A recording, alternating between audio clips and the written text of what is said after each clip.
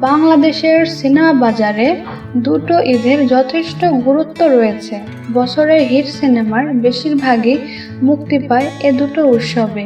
আর শাকিব খানের হাত ধরে এবার ঈদ বাজারে প্রবেশ করেছে কলকাতার ভেক্টরস ফিল্ম। সর্বশেষ ঈদ উল ফিতরে মুক্তি পায় জাজ মাল্টিমিডিয়ার সঙ্গে যৌথভাবে নির্মিত কলকাতার এসকে মুভিজের দুটো সিনেমা, শিকারী ও বাদশা দ্য ডন।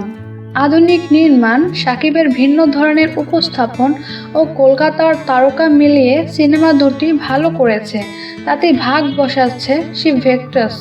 সাথে থাকছে শাকিবের প্রতিষ্ঠান এসকে ফিল্মস। কয়েক বছর ধরে শাকিব খানের সঙ্গে দফায় দফায় মিটিং করেছে ভেক্টরসের কর্তা ব্যক্তিরা। সে সূত্রে এসকের দুটি সিনেমায় অভিনয়কে ভেক্টরসের হার হিসেবে ধরে নিয়েছে অনেকে। সম্প্রতি ভেক্টরস ফিল্মসের সঙ্গে আধা ডজন সিনেমায় চুক্তিবদ্ধ হয়েছেন শাকিব খান। এর মধ্যে 4টি সিনেমা মুক্তি পাবে পরের 4 ঈদে।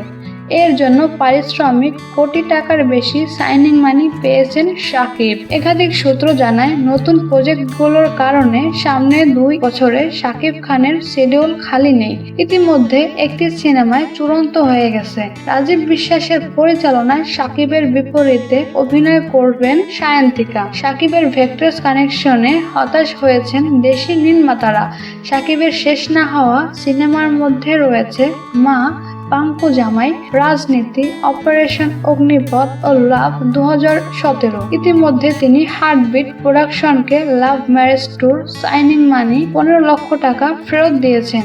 এদিকে মুক্তির অপেক্ষায় আছে শাকিবের দুটো সিনেমা, সত্তা ও নবাব। দ্বিতীয় সিনেমাটির প্রযোজক কলকাতার এসকে মুভিজ ও ঢাকার জাজ মাল্টিমিডিয়া। বিনোদন জগতের যে কোনো খবরাখবর পেতে আমাদের মিডিয়া নিউজ 24 চ্যানেলটিকে সাবস্ক্রাইব করুন।